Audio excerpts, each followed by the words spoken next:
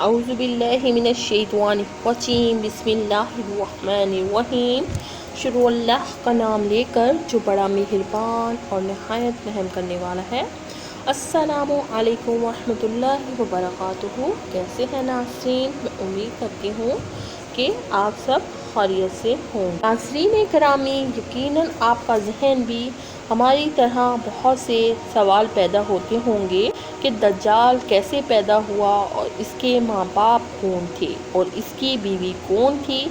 आज की इस वीडियो में हम इन सब सवालों के जवाब देने की कोशिश करेंगे। दोस्तों, दज्जाल के बारे में बहुत से उलमाए कराम का ख्याल है कि वो एक इंसान है जो हज़रत इब्राहीम अलैहिस्सलाम के दौर में मौजूद था और अल्लाह ने शैतान के साथ साथ दज्जाल की मौत को भी एक मुद्दत तक मुलतवी कर दिया और यही वजह है कि दज्जाल आज तक ज़िंदा है। और आज वो कहाँ है और वो कब ज़ाहिर होगा, तो इसके बारे में अहदीस से मिलता है कि दज्जाल को एक नामालूम जजीरे में कैद किया गया है जिसका इल्म अल्लाह के सिवा किसी को भी नहीं है। मुतअद्दिद उलमा के मुताबिक दज्जाल का ठिकाना जापान के शैतानी समंदर में है, जबकि सही मुस्लिम की एक रवायत के मुताबिक दज्जाल का खरूज मशरिक से होगा और बहुत सी अहादीस में मिलता है कि दज्जाल कौम यहूदी से होगा और इसके पैरोकारों में ज़्यादातर यहूदी ही होंगे।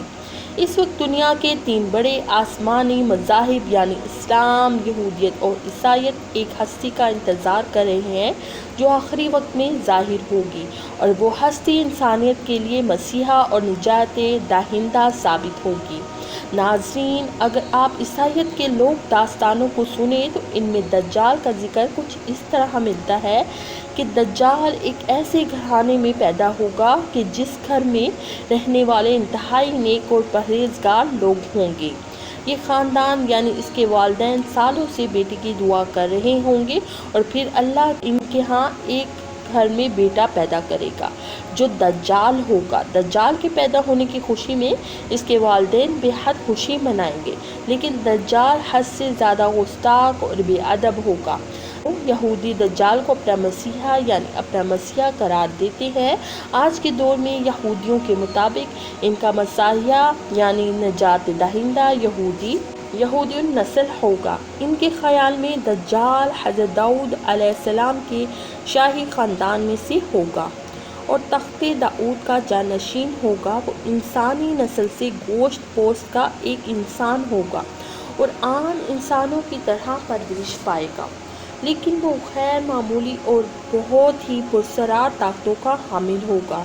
यहूदी उलमा के मुताबिक वक्त मुकर्रर से पहले खुद दज्जाल को भी इल्म नहीं होगा कि वो यहूदी कौम का निजात दहिंदा है और खुदा का मुंतखब करता है। खुदा इसकी आमद के वक्त इसको इसका मकाम बता देगा, तब वो यहूदियों का निजात दहिंदा बनकर इंतहाई हैरत अंगेज क़ुव्वतों के साथ सामने आएगा। वो अजीम निजात दहिंदा, अजीम रहनुमा, अजीम सिपह सालार, अजीम जज, अजीम आलम दीन और नस्ल इंसानी का इंतहाई बाकमाल और अजीम तरीन बादशाह होगा।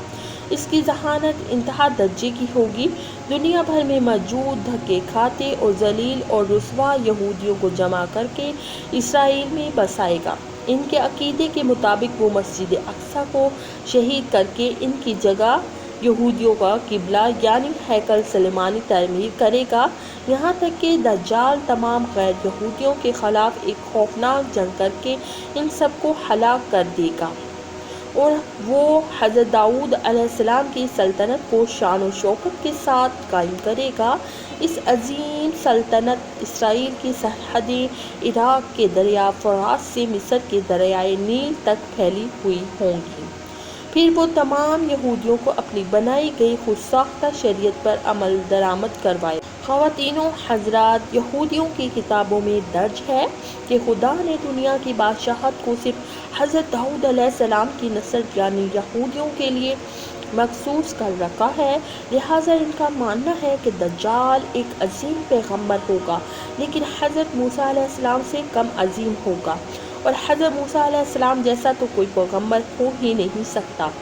جبکہ ناظرین ان کا مزید کہنا ہے کہ ساری دنیا دجال کی عقل و ذہانت اور طاقتوں کی وجہ سے اس کو بادشاہ تسلیم کر دے گی اور دنیا کے سارے مذاہب ختم ہو جائیں گے، صرف یہودیت باقی رہے گی۔ غیر یہودی کبھی یہودی نہیں بنیں گے اور نہ ہی ان کو یہودی مذہب اختیار کرنے دیا جائے گا، البتہ وہ سب ہلاک کر دیے جائیں گے۔ یہودیوں کے مطابق دجال انتہائی خوبصورت اور نوجوان شخص ہوگا۔ اب آپ کو واضح ہو چکا ہوگا کہ یہودی دجال کے بارے میں کیا سوچتی ہے۔ ہمارے پیارے آقا حضرت محمد مصطفیٰ صلی اللہ علیہ وسلم نے 1400 سال پہلے ہی بتا دیا تھا کہ یہودی دجال کو اس کی طاقتوں کی وجہ سے اپنا ایک اور رہنما مان لیں گے۔ اب پتہ چلتا ہے کہ وہ ایسا کیوں کریں گے، لہٰذا آج دنیا میں جتنی بھی بدامنی پھیلی ہوئی ہے وہ یہودیوں کی جانب سے اس لیے پھیلائی جا رہی ہے کہ وہ جلد از جلد اپنا مسیحا کو دنیا پہ حکمران دیکھنا چاہتے ہیں۔ اسرائیل کا قیام بھی دجال کی استقبال کی پہلی باقاعدہ تیاری کی وجہ سے ہے۔ دوستو، جیسا کہ آپ نے سنا کہ یہودی دجال کو ایک خوبصورت اور خوبرو نوجوان مانتے ہیں، لیکن اسلام کے نزدیک دجال ایک بدصورت اور کانا شخص ہوگا۔ اس کے بعد ایسے گھنگریالے ہوں گے جیسے اس کے سر سے سانپ لٹک رہے ہوں۔ وہ ایک جگہ نہیں رکے گا، اس کی رنگت سرخی میائل سفید ہوگی، اس کی پیشانی نمایاں اور گردن بہت زیادہ چوڑی ہوگی، اس کا قد چھوٹا ہوگا اور کمر میں کب ہوگا۔ اس کے باوجود وہ بہت طاقتور ہوگا، وہ عام انسانوں کی طرح نہیں چل سکے گا۔ دجال ایک مرد ہوگا اور اولاد پیدا کرنے کی صلاحیت سے محروم ہوگا۔ اس کی پیشانی پر دونوں آنکھوں کے بیچ کافر یا کافر لکھا ہوگا۔ دوستو، بہت سی روایات میں دجال کے والدین کا ذکر ملتا ہے، جن کے مطابق ان کے پاس 30 سال تک کوئی اولاد نہ ہوگی، پھر اللہ بیٹا پیدا کرے گا، جگہ جو اصل میں دجال ہوگا، لیکن یہ تمام روایات سند کی کمزوری کی وجہ سے پایہ ثبوت تک نہیں پہنچ پاتی۔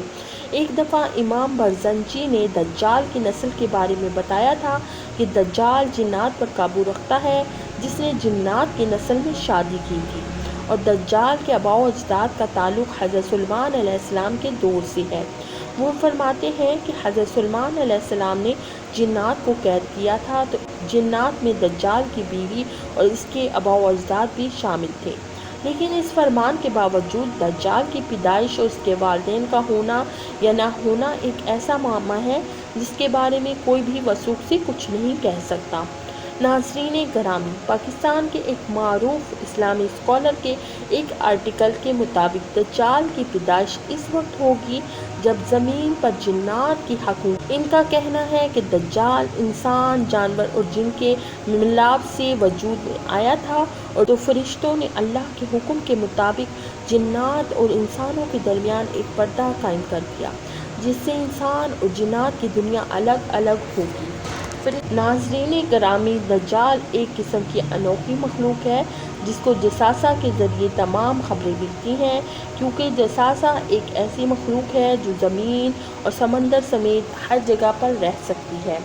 بہرحال اس آرٹیکل میں کتنا سچ ہے یہ تو صرف اللہ ہی جانتا ہے، مگر جساسہ کے متعلق ہمیں صحیح معلومات اس واقعے سے ملتی ہے جس میں حضرت تمیم داری رضی اللہ تعالیٰ عنہ نے دجال سے ملاقات کا پورا واقعہ آپ صلی اللہ علیہ وسلم کو بتایا تھا۔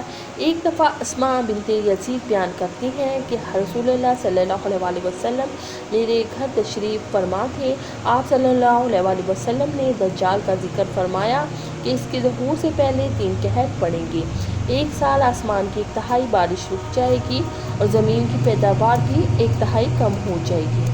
دوسرے سال آسمان کے 2 حصے کی بارش رک جائے گی اور زمین کی پیداوار اور 2 حصے کم ہو جائے گی، اور تیسرے سال آسمان سے بارش بالکل ہی نہیں برسے گی اور زمین کی پیداوار بھی کچھ نہیں ہوگی، حتیٰ کہ جتنے حیوانات ہیں، خواہ وہ گھر والے ہوں یا دار سے کھانے والے، سب ہلاک ہو جائیں گے۔ پیارے دوستو، بے شک ایک دن دجال اور دجالی نظام کا بالکل خاتمہ ہو جائے گا۔ دجال کے خاتمے کے بعد حضرت عیسیٰ علیہ السلام اس حال میں ہوں گے کہ اچانک اللہ تعالیٰ کی طرف سے ان کے پاس یہ وحی آئے گی کہ میں نے ایسے بندے پیدا کیے جن سے لڑنے کی قدرت و طاقت کوئی نہیں رکھتا، تم میرے بندوں کو جمع کر کے کوہ طور کی طرف لے چلو۔ اور ان کی حفاظت کرو۔ پھر اللہ تعالیٰ یاجوج و ماجوج کو ظاہر کرے گا جو ہر بلند زمین کو پھلانگتے ہوئے اتریں گے اور دوڑیں گے، اور ان کی تعداد اتنی زیادہ ہوگی کہ جب ان کی سب سے پہلی جماعت بحر تبریہ سے گزرے گی اس کا سارا پانی پی جائے گی۔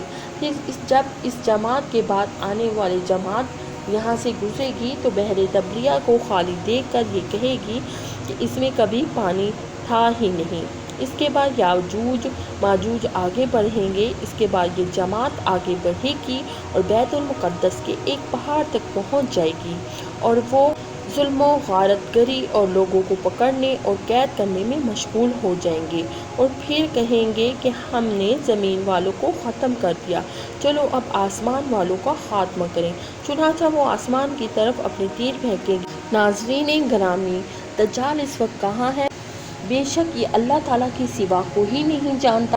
جی ناظرین، اگر ویڈیو اچھی لگے تو دیگر دوستوں کے ساتھ ضرور شیئر کیجیے گا اور چینل کو سبسکرائب ضرور کیجیے گا۔ جزاک اللہ۔